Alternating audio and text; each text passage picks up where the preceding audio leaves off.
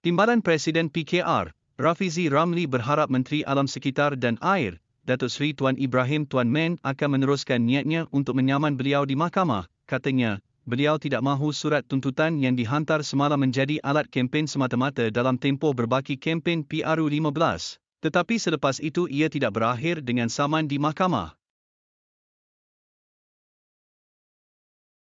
Pengalaman saya selama ini menunjukkan hanya separuh dari surat-surat tuntutan yang dihantar kepada saya berakhir dengan tindakan saman. Surat-surat tuntutan dari 1 MDB contohnya tidak pernah berakhir dengan tindakan saman.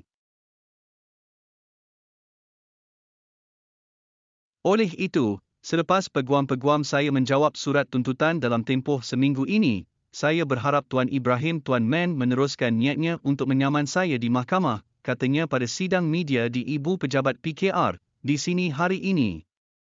Rafizi semalam dituntut mengemukakan permohonan maaf dan mencadangkan ganti rugi yang perlu dibayar kepada Tuan Ibrahim kerana didakwa memfitnah berhubung dakwaan kelulusan projek Tebatan Banjir dibuat selepas pembubaran Parlimen. Tuntutan itu dibuat melalui Tuan Yus Farizal Aziz Zaid bagi pihak Tuan Ibrahim yang dikongsi bersama media semalam. Surat itu menyatakan bahawa Rafizi dalam tempoh 7 hari hendaklah mengeluarkan satu draft permohonan maaf berkaitan pernyataan fitnah terkandung dalam kenyataan media berkenaan kepada firma guaman untuk diterbitkan segera antaranya di akhbar, laman sesawang atau di media sosial pilihan Tuan Ibrahim.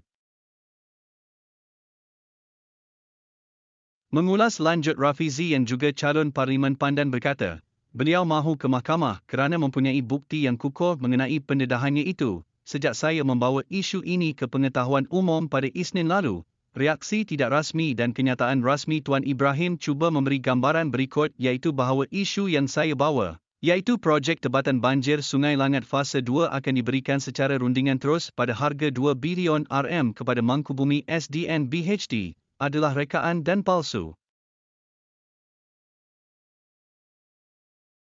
Kenyataan saya bahawa proses untuk melantik Mangkubumi SDN BHD secara rundingan terus telah dan sedang berlaku adalah palsu, bahawa Tuan Ibrahim Tuan Men tidak tahu apa-apa mengenai keputusan untuk melantik Mangkubumi SDN BHD secara rundingan terus bagi sebuah projek yang sebegitu besar, katanya. Oleh itu katanya, hari ini beliau tampil menunjukkan bukti kukuh bahawa projek Tebatan Banjir Kuala Langat Fasa 2 berjumlah 2 bilion RM itu sebenarnya sudah diluluskan secara rundingan terus kepada Mangkubumi. Rafizi turut menyertakan petikan surat dari Ketua Setiausaha Perbendaharaan, Datuk Seri Asri Hamidun kepada Ketua Setiausaha Kementerian Alam Sekitar dan Air, KASA, Datuk Seri ER Dr. Zaini Ujang bertarikh 7 Oktober 2022 dengan nombor rujukan MOF BPK 5615-15-59-206-4 yang bertajuk Projek Rancangan Tebatan Banjir Sungai Langat Fasa 2, Selangor yang diedarkan kepada media pada sidang medianya itu. Dalam pada itu Rafizi berkata, beliau akan mendedahkan salah laku Menteri Keuangan, Datuk Seri Tengku Zafrul Aziz selepas ini. Saya juga akan menumpukan perhatian kepada tanggungjawab Tengku Zafrul sebagai Menteri Keuangan yang meluluskan projek-projek rundingan terus seperti ini dalam sidang media yang akan datang. Buat masa ini, saya berharap Tuan Ibrahim Tuan Men tidak berselindung di sebalik satu surat tuntutan untuk mencuci tangan dari tanggungjawab beliau mengenai projek ini, katanya.